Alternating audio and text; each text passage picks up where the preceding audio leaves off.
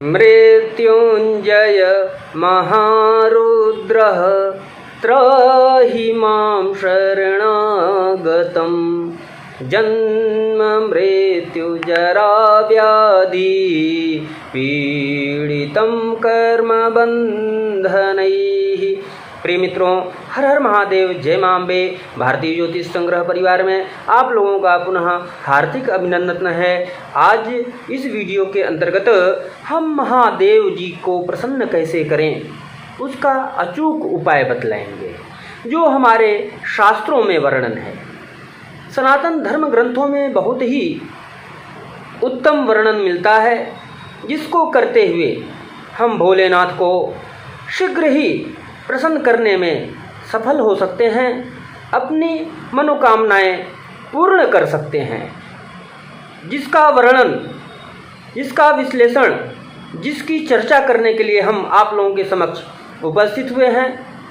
आप इस वीडियो को जब पूरा देखेंगे तब आप सारी बातें समझ करके आप उपयोग में ले आएंगे। तो हमारे शास्त्रों के अंतर्गत कहा गया है कि इस कलिकाल में जो हम पूजन कर रहे हैं, तो प्रभावशाली प्रयोग क्या होगा, वह प्रयोग हम कैसे करें। तो हमारे शास्त्र में कहा गया है कि गोस्वामी तुलसीदास जी रामचरितमानस में लिखे हुए हैं कि भवानी शंकरौ वंदे श्रद्धा विश्वास रूपिणौ याभ्यां विना न पश्यन्ति सिद्धा स्वांत समीश्वरम। यह जो है, जो शिव शक्ति समायोगा जायते सृष्टि कल्पना भवानी शंकरौ वंदे। भवानी और शंकर को वंदन करने के लिए भवानी श्रद्धा स्वरूपिणी हैं और विश्वास स्वरूप स्वयं भोलेनाथ हैं। तो जिसके पास श्रद्धा और विश्वास उपलब्ध हो जाता है, उसके लिए कुछ भी दुर्लभ नहीं रहता है। और श्रद्धा और विश्वास सबसे बड़ी शक्ति है। शास्त्रों में कहा गया है, न ज्ञानेन न चान्येन वरयोयम श्रद्धया विना साध्या तस्मान्न मयि श्रद्धा माम वशीकर्तुमिच्छता। यानी कि श्रद्धा के बिना, विश्वास के बिना कुछ भी संभव नहीं है। और जिसके पास श्रद्धा और विश्वास है, वह सर्वत्र सभी को वश कर लेगा। इसमें किसी प्रकार का कोई भी संशय नहीं है। कहा गया है कि आयुष्मान बलवान श्रीमान पुत्रवान धनवान सुखी वरमिष्ठ लभेलिंगम पार्थिवम यह समाचरेत। यानी कि जो शिवलिंग का पूजन करता है, जिसके घर में शिवलिंग का पूजन होता है, उसके यहाँ आयुष्य की वृद्धि होती है, बलवान होता है, बल की वृद्धि होती है, श्रीमान होता है, पुत्रवान होता है, धनवान होता है। और ऐसा व्यक्ति सुखी पाया जाता है जो पार्थिव लिंग का पूजन अपने घर में, अपने परिवार में करता है।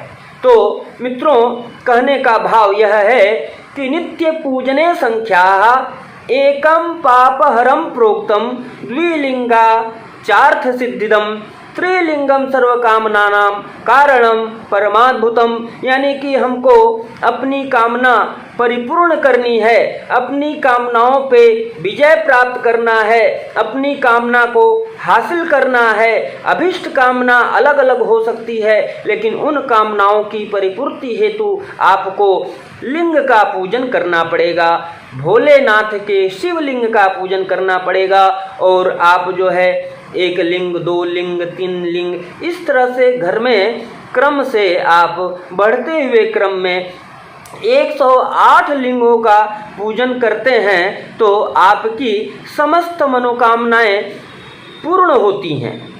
और यह बहुत ही सरल उपाय है, जो शास्त्रीय विधि है। शास्त्रीय विधि के अनुसार अगर हम प्रयोग करते हैं तो कुछ भी असंभव नहीं है।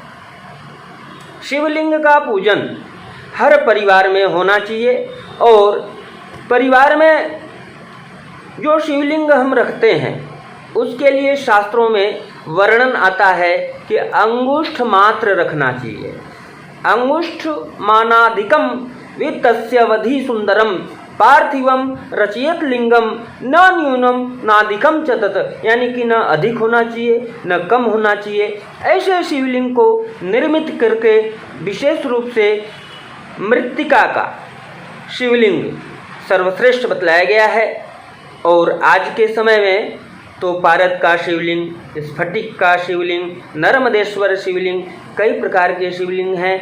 सभी शिवलिंगों को हम पूजते हैं। अलग अलग शिवलिंगों के पूजन का अलग अलग फल है, लेकिन सर्वश्रेष्ठ मृत्तिका का शिवलिंग बतलाया गया है। और उसके साथ साथ बिल्व वृक्ष की पूजा, अगर हम शिवलिंग का पूजन करते हैं तो हमको बिल्व वृक्ष का भी पूजन आवश्यक है करना। और जिसका वीडियो बना दिया गया है, आप जो है प्लेलिस्ट में जाकर के देख सकते हैं कि बिल्व वृक्ष का पूजन विधि क्या है। तो कहने का भाव यह है कि बिल्व वृक्ष के लिए बिल्व पत्रेर बिना पूजा, यानी शिवलिंग का पूजन बिना बिल्व पत्र के अधूरा होता है। यह करोति शिवस्य च स याति नरकम घोरम यव दिनदास चतुर्दश, यानी कि जो व्यक्ति बिल्व पत्र के बिना शिवलिंग का पूजन करता है तो वह नरकगामी होता है। इसलिए शिवलिंग का पूजन करते समय बिल्व पत्र अवश्य चढ़ाना चाहिए। और नमः शिवाय, ओम नमः शिवाय, ओम नमः शिवाय बोलते हुए शिवलिंग के ऊपर में यह बिल्व पत्र हम चढ़ाते हुए काशीवास निवासी च काल भैरव दर्शनम कोटि कन्या महादानम बिल्व पत्रम शिवार्पणम, शास्त्रों में बहुत ही सुंदर सुंदर वर्णन आया है। और कई प्रश्न तो ऐसे होते हैं कि महाराज शिवलिंग और शालिग्राम का एक साथ पूजन कर सकते हैं? भ्रांतियां हैं, अवश्य करना चाहिए। और यह हम जो शिवलिंग का पूजन करते हैं उनके साथ में नारायण को रख करके अर्थात शालिग्राम को रख करके पूजन करते हैं तो सोने पे सुहागा हो जाता है। शिव महारुद्राभिषेक जो है अति दुर्लभ है। यह प्रयोग हम करते हैं, कहा गया है, शास्त्रों में वर्णन मिलता है। शिव पुराण के अंतर्गत जो है आप देख सकते हैं, अवलोकन कर सकते हैं। स्तुति प्रियो महाविष्णु गण शस्त्रपण प्रिय दुर्गा अर्चना प्रिया नून अभिषेक प्रिय शिव, यानी कि शिव को अभिषेक अति प्रिय है।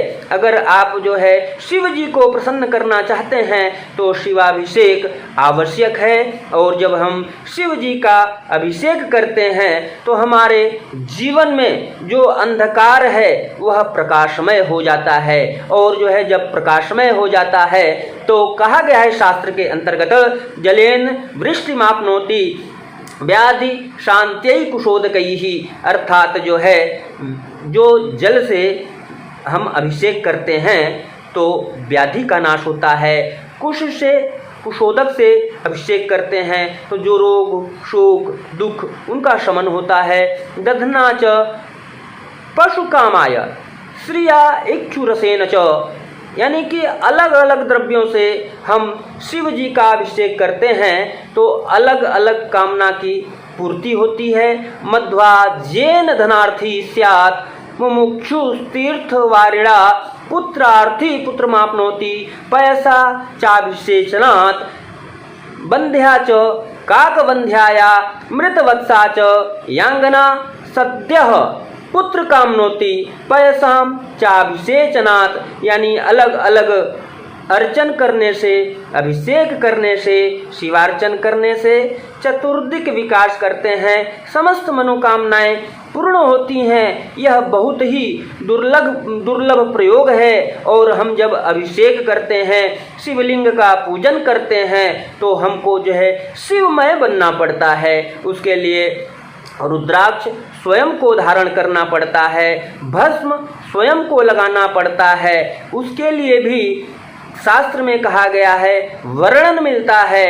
यह हमारी कपोल कल्पित बातें नहीं हैं। यह आप श्राद्ध जो है शास्त्र के ऊपर विश्वास कीजिए, श्रद्धा रखते हुए आप कर्म कीजिए, अवश्य में वह आपके अभीष्ट कामना की पूर्ति होगी।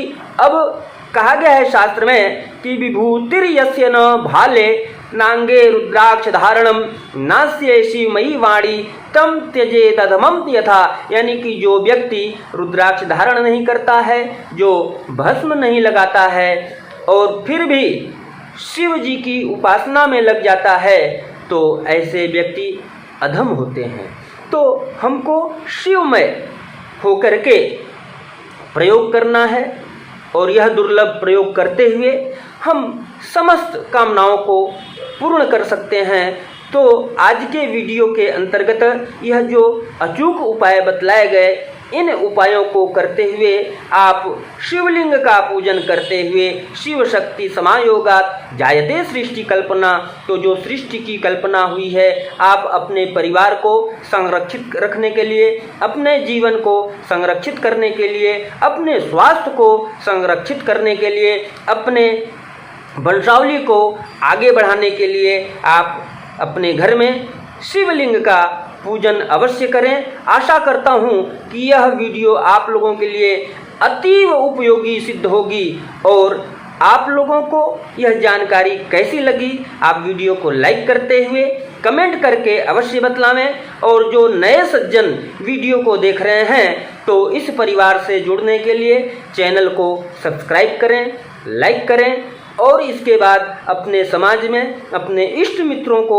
आप अधिक से अधिक जानकारी प्राप्त करावें, शेयर करें, उनको आप मोटिवेट करें कि अपनी संस्कृति, अपने संस्कार को वो समझें, उसका उपयोग करें, ताकि हमारी संस्कृति, हमारा संस्कार, हमारे धर्म ग्रंथ जो है उपयोगी हों, उनकी रक्षा होती रहे।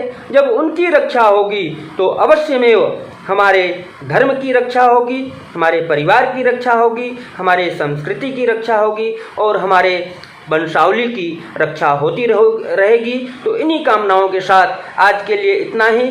इसी तरह से हम दिव्य प्रयोग को लेकर के शास्त्रीय प्रमाण के साथ उपलब्ध होंगे, जानकारियाँ देते रहेंगे। तो आज के लिए इतना ही, पुनः फिर मिलते हैं। तब तक के लिए हर हर महादेव, जय माँ अम्बे।